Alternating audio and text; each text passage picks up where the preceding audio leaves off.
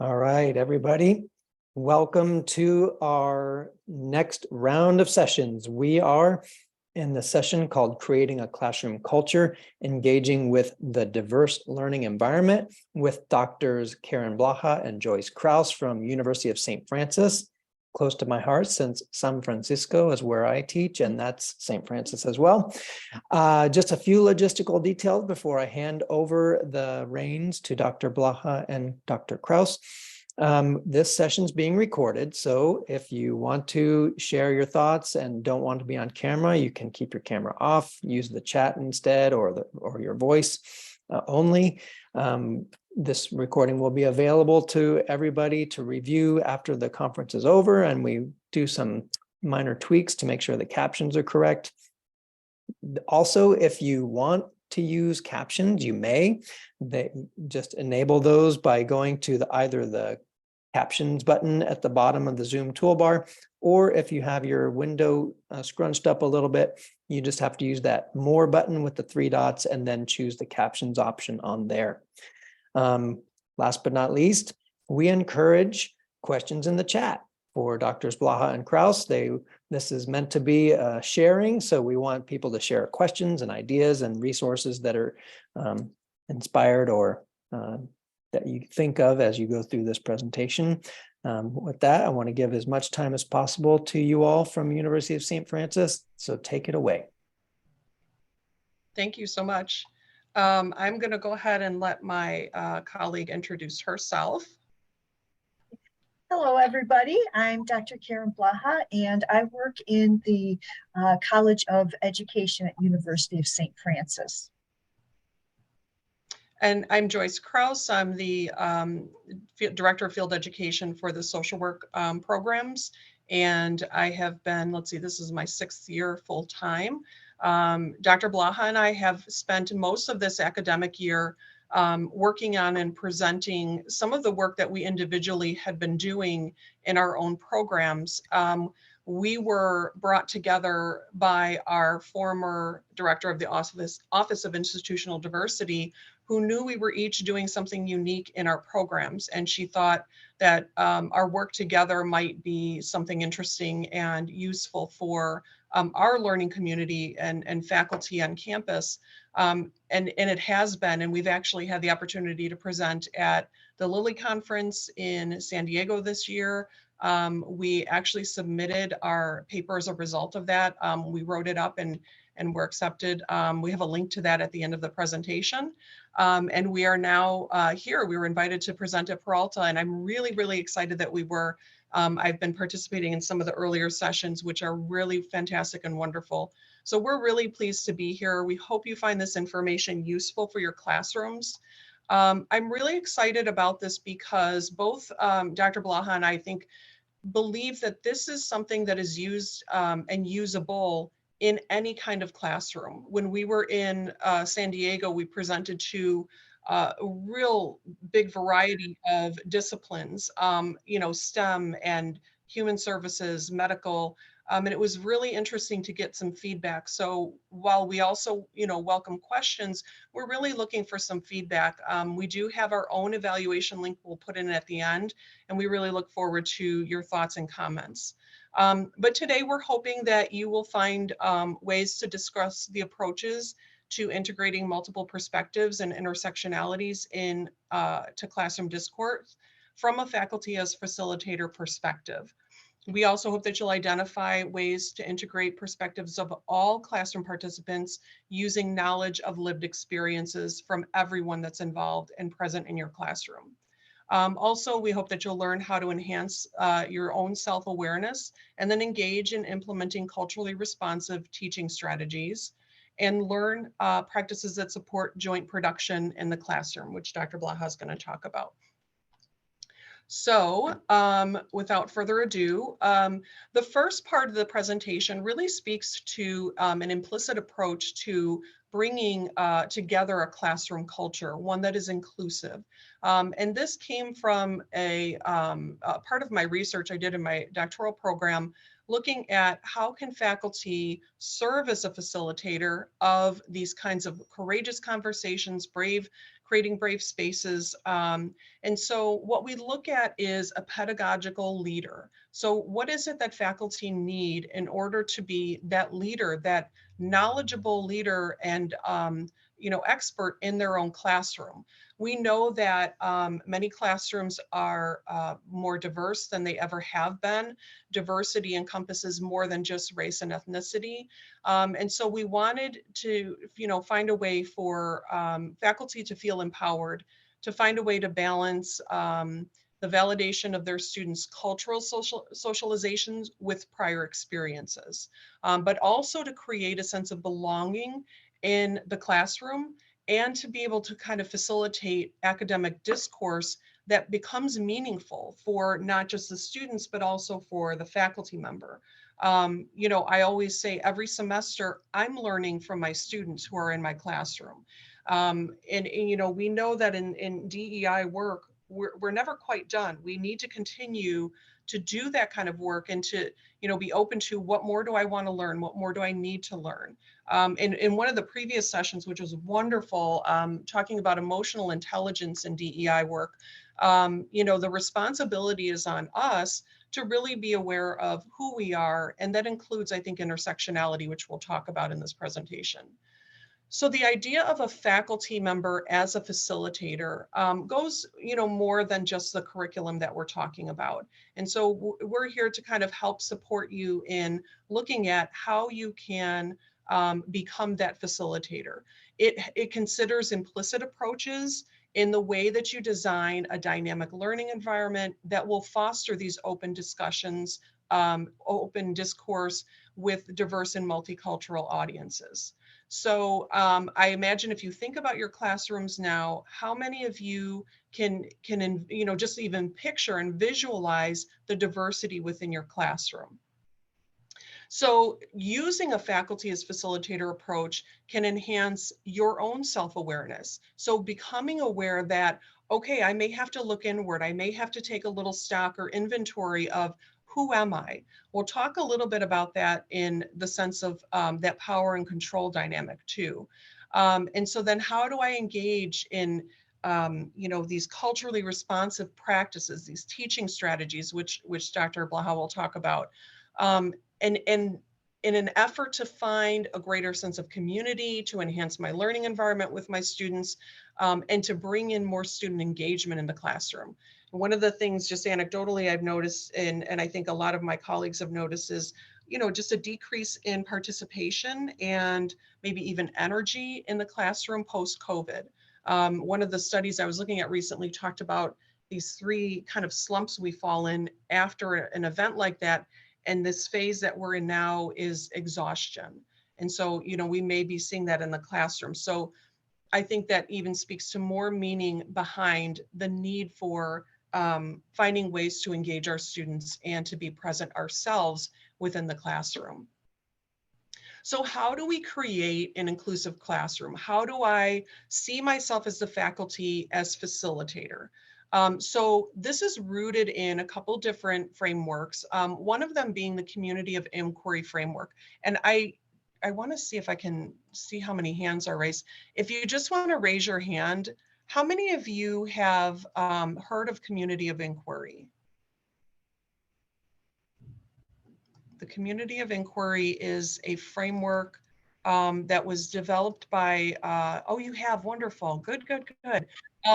That was developed by Randy Garrison for online learning communities. I think I skipped ahead. It was developed for online learning communities and ways to engage students and adult learners. And interestingly, it was developed for computer science online learning. And so, I came across this in my doctoral work and I thought this is it makes so much sense. There's these presences that are a piece of the community of inquiry.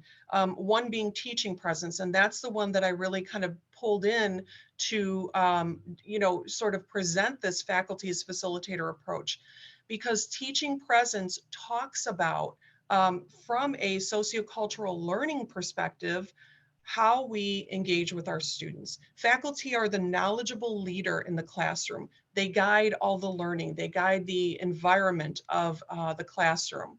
And so the important piece is that we must create a sense of belonging and academic discourse that can be meaningful to participants. The other neat thing is, you know, Karen comes from the education, School of Education. I'm social work. And so we're finding these really neat parallels with the work that we're researching, the research that we're doing, and the experiences we're having in the classroom. And so I think that this is really something that we can apply to pretty much any discipline. And so I'm really interested to know your thoughts on this as well, how you see yourself implementing this in your classrooms.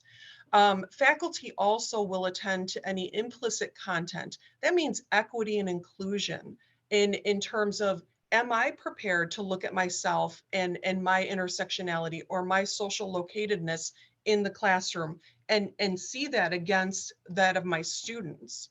In order to consider the teaching presence, we want to look at managing that direction of social and cognitive things that go on in a learning environment, okay? So what are the thoughts that are generated? What is the social dynamic of the classroom?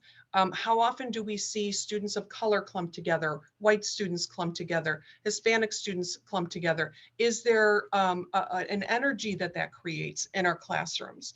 And so what are maybe those challenges, but also what are the strengths?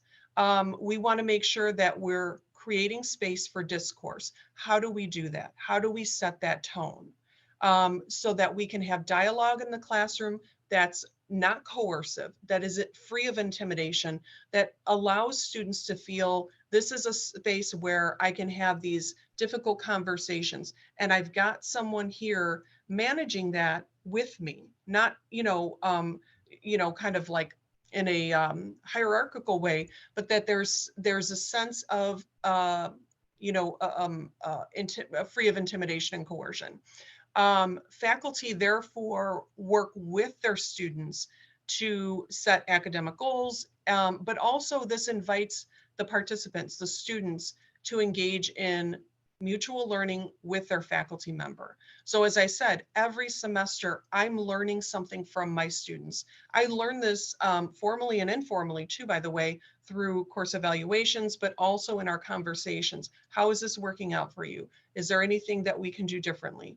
Sometimes it's a midterm, survey to the students to see what they want, to happen different, what's working well and what isn't working for them. This also, the teaching presence will enhance the understanding of diversity so that faculty can engage with students. So understanding who I am and what I bring to the classroom is the first step of becoming a faculty, faculty as facilitator and working from that perspective. We want to make sure that we take that time then to recognize our own intersectionality and our position of power and privilege, and so that we can make that space in our learning environment for the kinds of things that will come up as a result of that.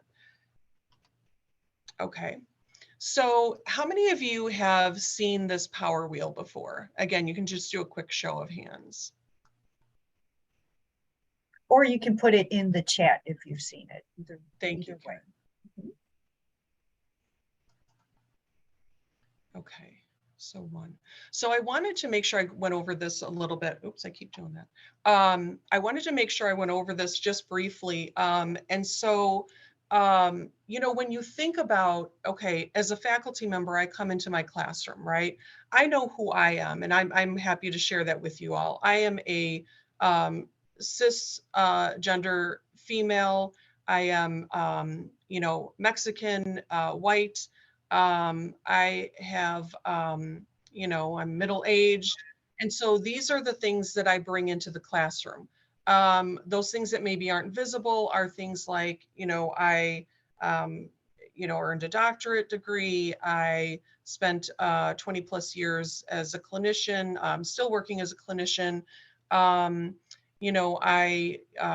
There's things that I am working on myself to unlearn and new things that I need to learn. And so when I come into the classroom, I want to take a look at, in terms of all of these different elements on this wheel. I was raised Christian. I was raised Catholic. I was raised because I was adopted by a white family in a predominantly white community. Even though I looked very different. And I always tell my students I was the ethnicity and the person of color in that white community because I was, my biological father is Mexican.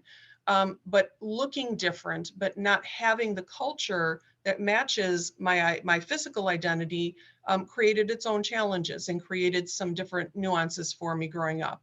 And so when I look at some of these things, this is meant to help you understand, where do I fall in terms of, am I more on the marginal ring of this circle? Or am I someone who's closer to the power center? And so when I go into a classroom, what do I visually see in my students? So does this impact, if I'm a certain type of person, does it impact the energy, or does it impact the dynamic of my classroom? And so what will my students think? How might I present to them? And this can go, any way depending on your own identity and what you bring.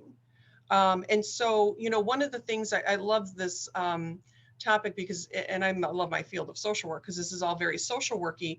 And, we're taught as social workers to be comfortable with the uncomfortable and to be aware of who we are. Because our clients, my mentor would always say, your clients are going to know who you are because your clients are going to see it and they're going to call you out on it. And they sure do, especially children. And so while we're, most probably working in higher education with older students, they will, call you out on, why do you look Mexican, but you don't speak Spanish, or, just something like that. And that's my own thing. So just understanding who you are and what you bring to the classroom, I think, are really important things to think about. And so then, how comfortable are you with the dynamics of your classroom, with the differences? And, in social work, we identify diversity as a great number of things, from race, ethnicity, gender, socioeconomic status, sexual orientation, religious orientation or affiliation. There's so many different things, ableism, there's so many different things on that diversity kind of spectrum. And so we want to be sure that we're kind of paying attention to those things. So a couple other things to think about in approaching faculty as facilitator. And by the way, this is not all inclusive, certainly in 20 minutes. There's so much work to be done. And that's such a personal journey. I thought about, like, oh, should I put resources? I mean, I can tell you the things that I've read, but that doesn't mean it's what you want to read or need to read or are interested in reading. The work that, I've put in to unlearn the whiteness I experienced growing up and to understand people from a new, fresh perspective of cultural plurality and or plurality and just diversity is a very individual journey. So some of the things to think about, whether you've experienced them already in your classroom or you may experience them in the future, is we're going to look at our classroom across this diversity spectrum. And we're going to look at, where are we and where do we fall kind of in that power wheel? Are we closer to the center of power? Are we farther out on the outskirts of it? And I've been in a room where I've been that center of power, but I've also many times been on the outside of that. And so knowing what that feels like and maybe having some empathy for that. Okay. We want to make sure that we're seeking information and we're observing in our classroom. So according to Singleton, who wrote Courageous Conversations, I don't know, some of you may have come across that. His suggestions are stay engaged, experience that discomfort, breathe, like it's like mindfulness, breathe through that discomfort, speak your truth, and expect and accept non-closure. You're not going to be able to solve it all in one class session or even one semester. I've been doing this since 2008 as an adjunct on and off. The last 6 years pretty much committed every semester to focusing on this. It's a journey. From the teaching presence perspective, instead of seeing something as unsolvable, faculty as facilitator, think about the dynamic of their role, the differences and nuances among your students in the classroom, and how you manage diversity related to you and your students. So that's the preparation of faculty as facilitator. I think we'll leave that. We can always send you a copy of our PowerPoint if you want to kind of, contemplate some of the questions. And I am going to turn this over to my dear colleague, Dr. Blaha. So Dr. Kraus talked about the self-reflections that educators need to do before we can even go into the classroom and start doing strategies, activities, building a framework to work with our students. So once we do that self-reflection and understand, okay, how does who I am impact how I communicate with my students? How does it impact my interpretation of how they communicate with me? Once we go through that self-reflection, then we start looking at, okay, what are we doing in the classroom to really make it that inclusive environment?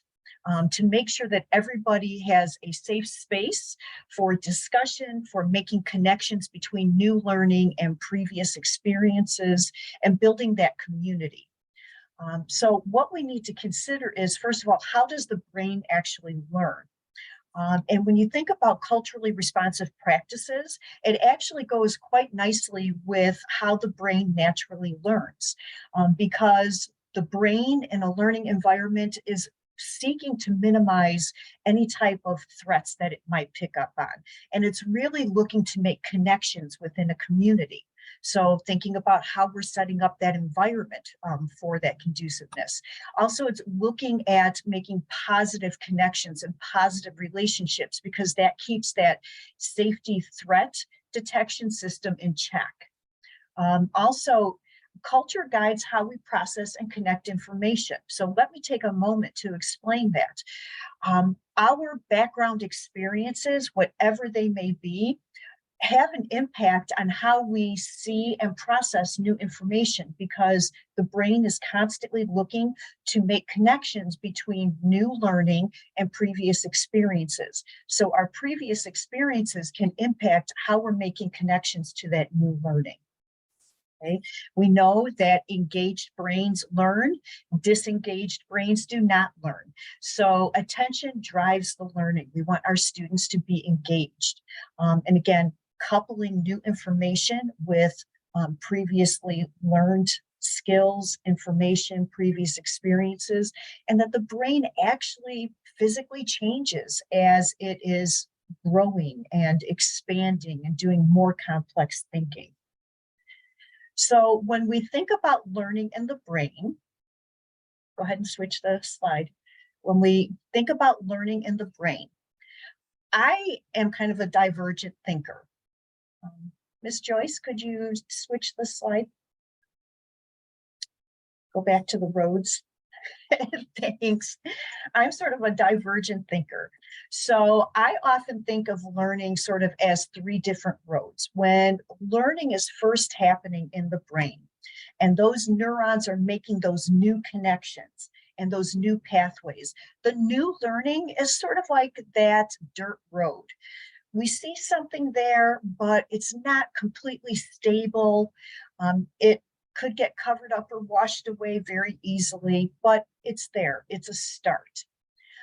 Then, as we continue to practice skills, as we continue to use that new information, it becomes sort of that gravel road, a little bit more hardy, a little bit more sturdy. And then finally, it becomes, with more practice, more application, it becomes that blacktop road, that paved road. So now that connection of neurons is set in the brain, there's a pathway there, and we're able to recall that information, use those skills, and make connections. So when the brain is learning, how can we optimize this learning? Well, there's something called novelty versus prior understandings. And what the research has shown is that learning is most engaging when it's new learning that, when given time, we can make connections to previous experiences. Go ahead and switch up the slide. So putting these together, what happens is the brain has a burst of energy, a burst of interconnected energy when it's experiencing new information. And this can sort of leverage that learning process because the brain is all excited, it's lighting up, and it's thinking, ooh, something new. But how can we continue to leverage this? Just like those culturally responsive principles had said that we need to make connections between the new learning and previous experiences, learning becomes more effective when we are giving the brain time, giving our students time to not only understand this new learning, but to start making connections and start attaching it to prior knowledge, and even sharing with one another their thinking and how they're making those connections, and hearing other people making those connections. Go ahead. So how can we do that? What are some activities that allow our students to take that new information, sort of grapple with it a little bit, and give them a chance to think about it, make those connections, and share their thinking with others in the classroom? Well, one of those activities is what's called joint production. So what the research shows is that learning occurs most effectively when we have those experts and novices working together to create a common product on a common goal, and they're really sort of assisting and motivating one another. So what does that look like actually in the classroom when we're using joint production? So let me just go through a couple of indicators. First off, it's collaborative in nature. When we're designing our lesson plans, when we're thinking about the learning, we provide opportunities for students to work together on an activity, to discuss in small groups. We might even change up the classroom seating. And even if we can't change it up, how can we optimize how our classroom is already set up so that people can turn and talk, work in small groups, so that they're able to communicate and work with one another? And then we, as the instructors, we participate in the activities. We can do this by going around to the small groups, sort of getting involved a little bit in their discussions, asking some guiding questions on the tasks they're working on, maybe even providing some reflective questions for them to continue pondering on. And then we can leave and go to the next group. We can make sure to change up those groupings so that students have a chance to share their thinking with other people and hear other people's thinkings. And we're always making sure that we're monitoring this. Again, circulating through the classroom, sort of checking in, asking questions, listening to the conversation. So that's some starters of how that might look in the classroom. And again, we as the facilitator, the faculty as the facilitator, we're asking those guiding questions, and we're really providing those opportunities for students to take the lead and to share their thinking and to share those connections that they're making. Another activity that we can do in the classroom is what's called contextualization and instructional conversations. So as we saw with the culturally responsive principles, learning is really made meaningful when we're able to make direct connections to it, whether it's connections to previous learning, connections to our current jobs, connections to future jobs. the learning has to be relevant. And so we need to provide our students and their brains an opportunity to sort of grapple with that information and have conversations about it and see that relevancy. So again, how might that look in the classroom? So let me go through some indicators of how that might look in your classroom. We start that lesson off with maybe a review, talking about something that students have already had an experience in, something that the students have already learned. So we sort of establish that foundation, and then we move into that new, that novelty information. So we present that new information and we invite students to sort of start making those connections. How does this new learning fit in with what we were just talking about? They can make those connections, not just in the classroom, but to their community outside the classroom, to their learning at home. Students are having conversations with one another where they're sharing their viewpoints, they're sharing their judgments, their rationales, and they're using evidence to support these claims, these statements. And within that classroom, because it is an environment of respect, we allow all students to have a voice and share that thinking and to share those rationales.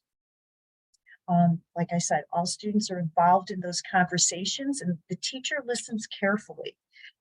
So one way that we could sort of assist those conversations is letting students have that voice and maybe asking some follow-up questions or asking some what I call reflective questions, something to think about, something to continue guiding that conversation, but the students are taking the lead in it and we're simply providing those opportunities to reflect and expand that thinking.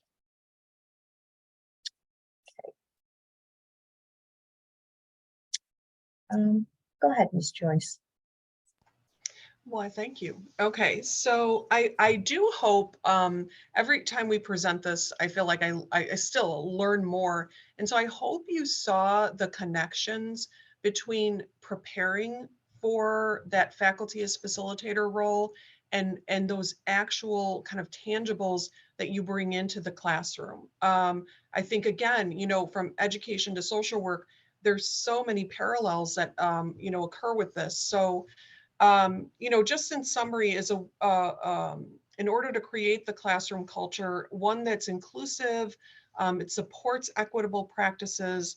We want to see, you know, how you can maybe reflect on engaging in your own intersectionality and those power structures that may or may not exist, and how does that influence what you're currently doing in the classroom, and maybe what are some ways that you can make adjustments, even if it's just beginning with awareness.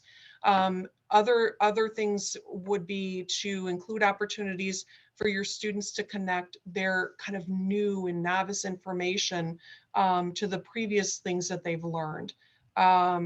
You know, and again, this is social learning theory, so thinking about some of the very basic things that, you know, that students will learn from kind of, you know, birth on.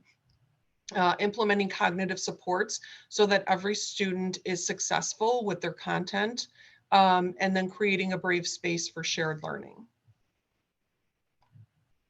Oops, I gotta click on that. There we go. Okay. So I think we have some time maybe to have a little discussion. Yes. So how can you envision utilizing some of the culturally responsive practices in your own classroom? And feel free to throw it in the chat, or I don't know, can they unmute themselves? They sure can. And if you want, they can either just shout out or raise their hands using the reactions button in the bottom of the Zoom toolbar. Yeah, any of those would be great because we really want to hear from you as far as maybe what are you currently doing? Were some of these practices things that you're already doing and would like to expand on? Or are these something new that you would like to try? So now's your time to sort of share what you're currently doing or what you would like to do.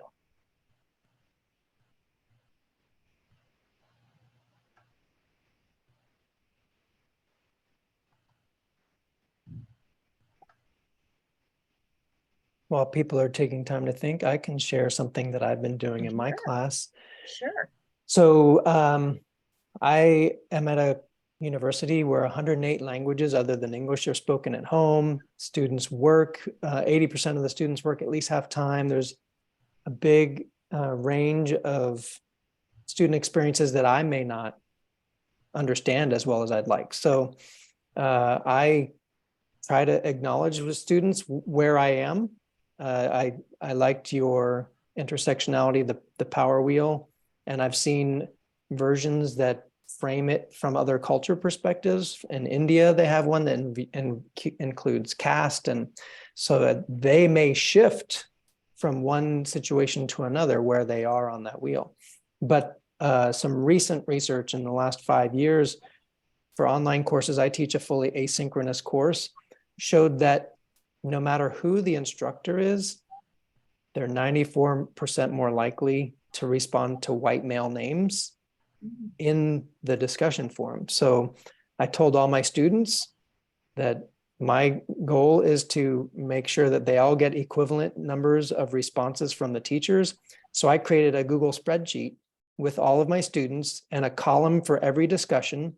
And I have another column next to their names that has a tally of how many X's there are. So I can see whoever has the lowest number, that's who I'm seeking out. And if they have a low number because they're not participating, then I go and send kind of one of those warm demander emails where I start with, "Are you okay?" as the description or the title of the email. And they respond to those ones that treat them as humans a lot more than they do to the ones that are more administrative, like have not seen you in class for 2 weeks or whatever. Instead, I say, "Hey, I know it's a busy time of semester and I want to check in and see what I can do to support your success." And so that's just a couple things that I'm trying to do. But I love this presentation and really appreciate your sharing.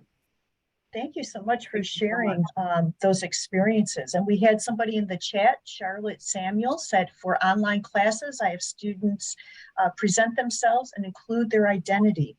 And that's so important. Thank you, Charlotte. That's so important for those online classes, creating that community, because that can be so very hard when we're doing things virtually or asynchronous learning.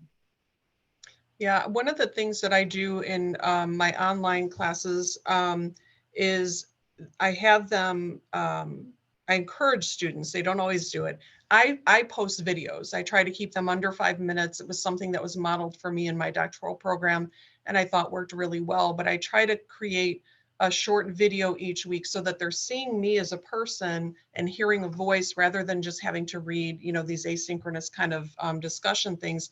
And then I tell them, when you're doing a presentation, please use our studio, icon and create a video so that it creates, I think, a less one-dimensional sort of experience for your peers as they're listening to you and kind of seeing what you're up to. This is in a social work field internship course. But yeah, I like that, including their identity. I've had other people do, like, students will, throw out like a meme that describes kind of where they are in the moment. And so you get a little bit of, kind of some flavor there. Yeah, and the videos help a lot.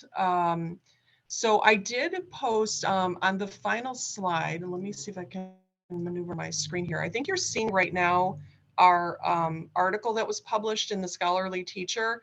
And so I put the link in the chat. If anybody wanted the resources for this presentation, you'll find all the resources and references, I should say, in that paper. So go ahead and click on that link. And then I also threw in there a survey for this session. This is for Karen and I. We've been working on this, as I said, all academic year, and are just kind of looking to the future and what we can improve. And we're really interested in feedback from faculty.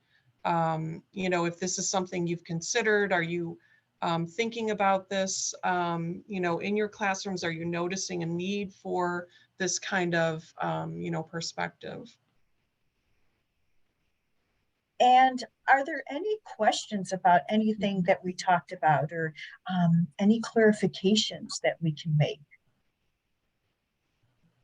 Because I know that time is becoming short, so we do want to provide some time if there were any questions or need for clarifications.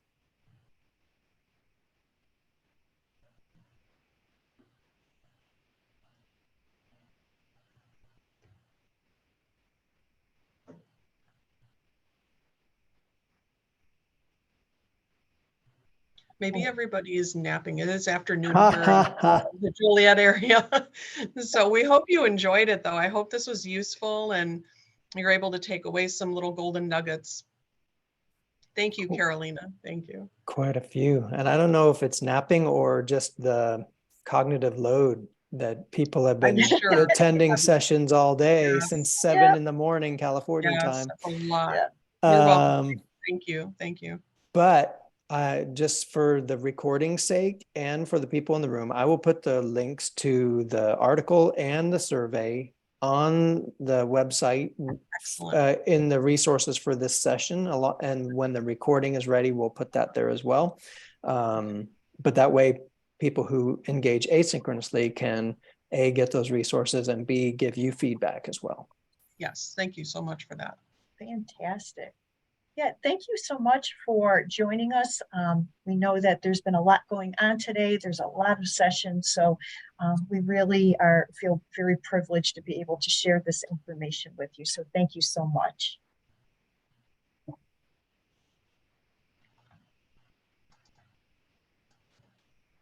Oh,